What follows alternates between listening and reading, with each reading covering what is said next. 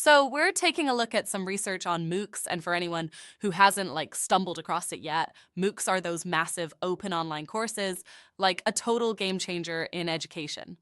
But what's got us diving deep today is that this isn't just about taking a MOOC, it's about understanding how the best ones are really made. Absolutely and incredibly relevant, like given the huge surge in online learning that we've seen recently. And that's where Hogsbeken's research comes in. It's not just about, slapping some lectures online. It's about creating a real learning experience. So let's unpack. Bacon uses his own MOOC and has MOOC making as a case study. Yeah, he digs into what worked, what didn't, and why, and what's really fascinating here is that he's focused on the how of teaching pedagogy behind it all. It's like a chef sharing their secret sauce recipe. Other people that you can learn from. Right, exactly. And one of the key ingredients, so to speak, is engagement. Right. Because we've all sat through those online courses that felt like watching paint dry. So how did students in Haugsbaken's MOOC stay engaged? Were they just glued to video lectures all day? Totally. It's interesting you should say that, because while videos were popular, students specifically wanted content tailored by their instructors. Generic stuff just didn't cut it. They craved that human touch, that expert perspective. Okay, that tracks. Everyone wants that personalized touch. But what about those discussion forums? I've been in some that were like ghost towns and others that were incredibly insightful. So what did Haugsbaken find? You're hitting on a crucial point, because he found that participation in discussion forums was surprisingly low in his course, but quizzes were a huge hit. People love that immediate feedback, knowing where they stood in their understanding. So instant gratification for the win makes sense, right? Yeah. But hold on. If quizzes were king, what about the bigger picture assessments? Did they have a big bad exam at the end? This is where it gets really interesting, because instead of a traditional exam, they used a portfolio of assignments. Portfolio, huh? So not just one test, but like a collection of work throughout the course. Precisely, and almost 90% of students preferred this approach. It allowed them to demonstrate their skills in various ways and, crucially, receive feedback along the way. They weren't just throwing things out into the void and hoping for the best. I'm starting to see why this research is so important. It's about applying these principles of engagement, personalized learning, and consistent feedback just to create a much richer learning experience. Exactly, passive learning only takes you so far. This research highlights the power of active learning even in an online setting, and it gets even more interesting when we dig into how they fostered that active learning. So we're talking about active learning, personalized feedback, ditching that old sage on the stage routine. This is all great stuff, but I have to admit I'm still kind of wrapping my head around how it all comes together. Yeah, well, one thing Hogsbaken talks about is moving beyond what he calls Zoom pedagogy. Zoom pedagogy? Okay, that's a new one. I'm intrigued. Break it down for me. Basically, it's taking traditional teaching methods like lectures, textbooks, standardized tests, and just plopping them online without really adapting them to the digital environment.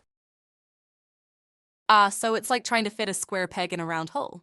Just because you can deliver a 3-hour lecture over Zoom doesn't mean it's the best way to engage online learners.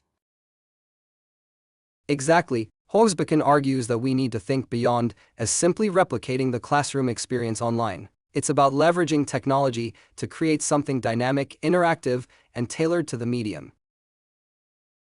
It's like the difference between watching a filmed play and a blockbuster movie, right? One just captures what happened on stage, while the other uses all the tools of filmmaking to create a completely immersive experience.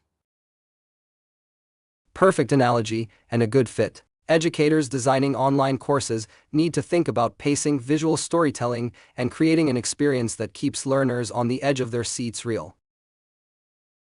This is really making me rethink how we approach online learning. So we've got engagement, feedback, ditching Zoom pedagogy. Any other, surprises from the research?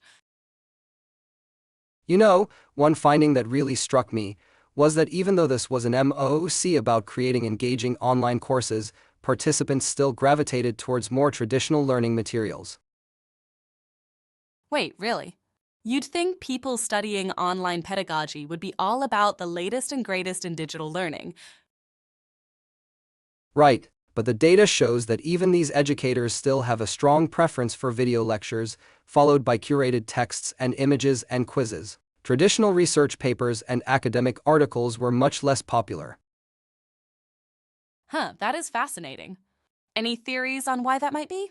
I get the appeal of videos, they're engaging, accessible, but why shy away from scholarly articles, especially in this context? It could be a few things. Maybe it's the format. Dense academic writing can be kind of intimidating, especially when you're trying to absorb information online where distractions are just a click away. And there's something to be said for wanting information that's immediately applicable, right? If you're knee-deep in the practicalities of building a MOOC, a theoretical research paper might feel a bit removed from your immediate needs. It highlights this tricky balance between theory and practice, even for those already immersed in the world of online learning. A good point.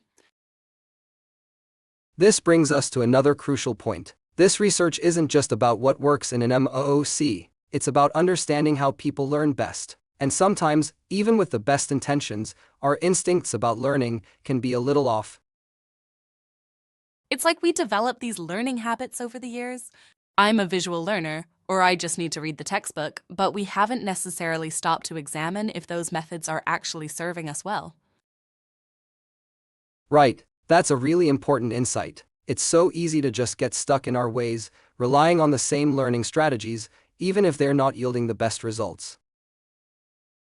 It's like we need to become like our own learning scientists or something, experimenting, collecting data, figuring out what actually helps us absorb and apply information. I love that we should all be conducting, our own little personal learning experiments. And this research gives us a great starting point. It challenges us to move beyond our assumptions and embrace new approaches. Right. Because at the end of the day, it doesn't matter how cutting edge the technology is or how perfectly designed the course is if people aren't actually learning and growing. Like, what's the point? Exactly, and that's why I find Hogsbeken's work so compelling. It reminds us that education is about so much more than just like delivering information. It's about sparking curiosity, fostering critical thinking, and empowering individuals to become lifelong learners. It's about igniting that inner drive to learn, regardless of what we're exploring. Whether it's a new language, a musical instrument, or the secrets of effective online teaching. Absolutely, and the beautiful thing is that anyone can embrace these principles regardless of your background or expertise. All it takes is that willingness to learn, that openness to new ideas, and maybe a little guidance from research like this on the way. This deep dive has given me so much to think about. What if we all took these principles, engagement, personalized learning, ditching the outdated methods, and applied them to all areas of our lives? Imagine the possibilities. Now that's a MOOC worth striving for.